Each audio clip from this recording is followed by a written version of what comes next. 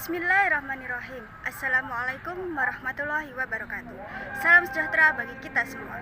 Yang terhormat Bapak Samsul Arifin selaku dosen pengampu mata kuliah Public Speaking dan teman-teman saya yang semoga selalu diberkahi oleh Allah Subhanahu wa taala.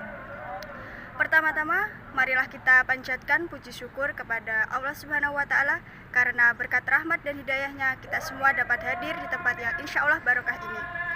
Dan tak lupa pula sholawat serta salam semoga selalu tercurahkan kepada junjungan kita Nabi Muhammad SAW yang mana telah membawa kita dari zaman yang gelap gulita menuju zaman yang terang benderang yakni ad-dinul Islam. Hadirin yang saya hormati, demokrasi sangat menjunjung tinggi etika dan hukum serta kedewasaan bersikap dalam mengelola kebebasan. Dalam dunia politik, rakyat dapat secara langsung memilih pemimpinnya yakni presiden, gubernur, dan bupati ataupun wali kota. Rakyat dapat menyampaikan aspirasinya dengan berbagai cara, baik melalui pres maupun unjuk rasa di depan umum. Rakyat secara individu maupun kelompok terkadang masih bersikap dan berperilaku yang belum atau tidak sejalan dengan budaya demonstrasi.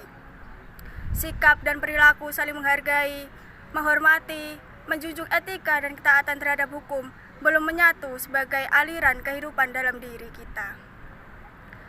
Fakta menunjukkan masih banyak yang melakukan unjuk rasa atau demonstrasi dalam menyampaikan pendapat di muka umum dengan cara-cara yang bertentangan dengan nilai budaya demokrasi.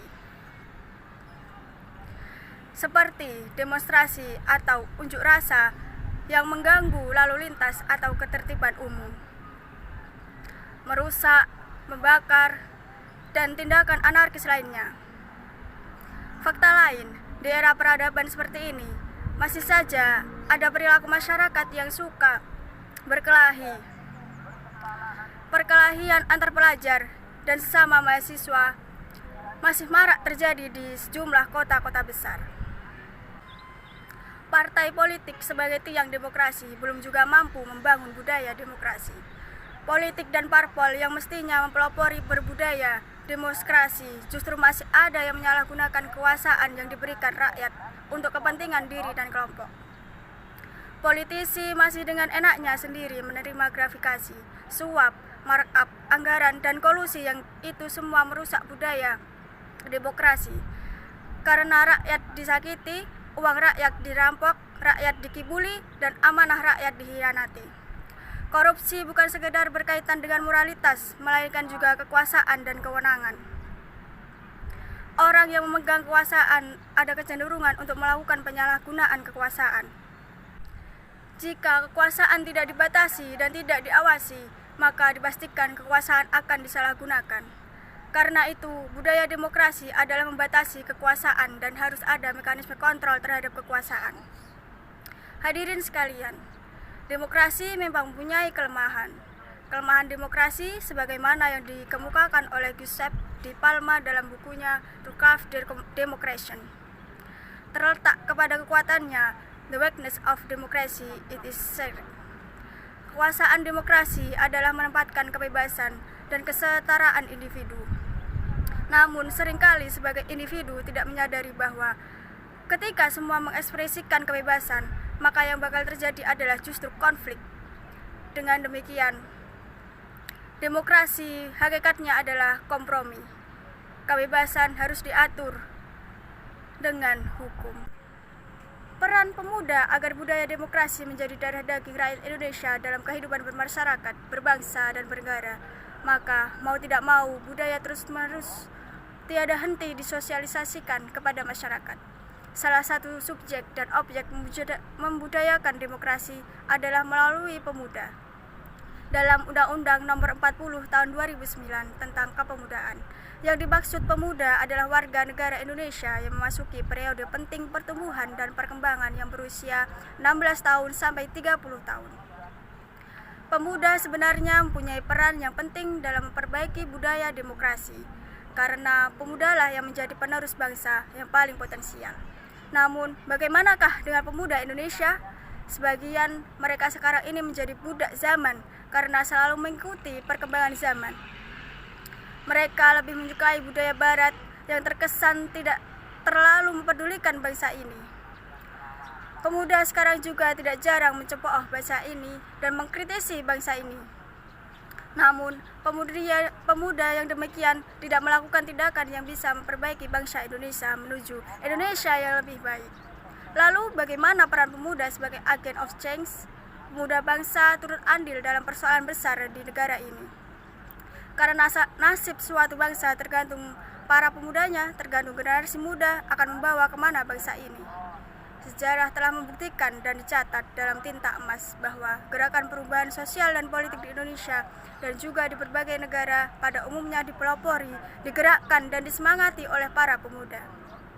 Setiap zaman mempunyai tantangan yang berbeda. Pemuda semasa penjajahan, tantangannya adalah untuk dapat bebas atau merdeka dari penjajah.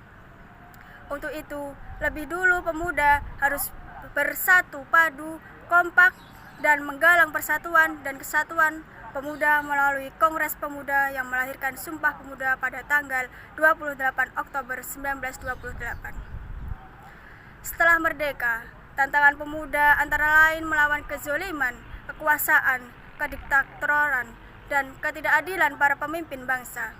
Muncullah gerakan pemuda dan mahasiswa tahun 1966, tahun 1978, dan tahun 1998.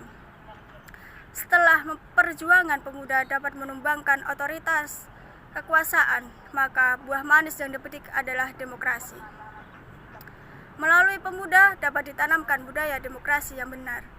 Kita harus mulai belajar menjadi pelaku, pemain demokrasi yang menjunjung etika dan taat hukum. Pemuda harus bisa dijadikan contoh untuk dirinya sendiri ketika para pemimpin sudah tidak dapat dijadikan teladan. Dalam era demokrasi ini, pemuda mempunyai musuh dan lawan yang bersamar atau abu-abu. Sehingga perlu ada konsep yang jelas dalam melakukan perlawanan. Korupsi dan politik uang dengan segala bentuk, pelanggaran etika, politik, segala model merupakan musuh yang harus dilawan oleh pemuda karena merupakan virus yang bakal merusak tatanan demokrasi. Hadirin yang saya banggakan, sudah bukan zamannya lagi melawan kekuasaan dan kezoliman pemimpin yang menodai demokrasi hanya dengan teriak-teriak di jalan. Bukan modelnya lagi pemuda untuk rasa dengan merusak. Demokrasi tidak mengenal merusak dan mengganggu ketertiban.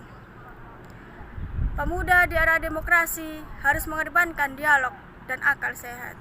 Pemuda harus berani membangun budaya baru mengenai demokrasi dengan perilaku yang mengedepankan kecerdasan intelektual, emosional, dan spiritual atau moralitas ketimbangan kekuasaan massa dan otot. Kemajuan teknologi informasi harus dapat dikuasai dan dimanfaatkan semaksimal mungkin oleh pemuda untuk membangun budaya demokrasi.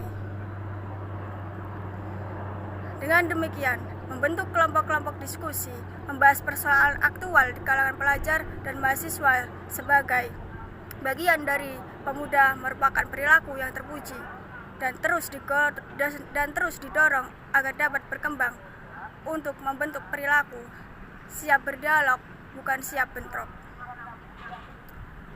Untuk itu, peran Kemenpora, Dispora sebenarnya sangat strategis dalam upaya membudayakan demokrasi melalui pemuda dengan berbagai kegiatan kepemudaan. Namun sayang, belum tampak menonjol kegiatannya.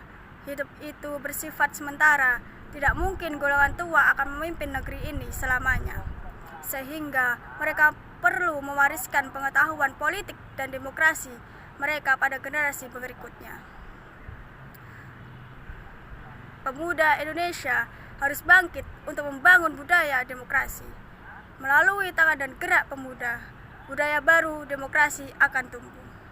Demikian kiranya yang dapat saya sampaikan. Jika ada kesalahan, itu murni dari saya, karena memang sejatinya kebenaran hanyalah milik Allah Subhanahu wa Ta'ala. Kurang lebihnya saya mohon maaf, dan saya ucapkan terima kasih kepada seluruh audiens yang telah mendengarkan saya.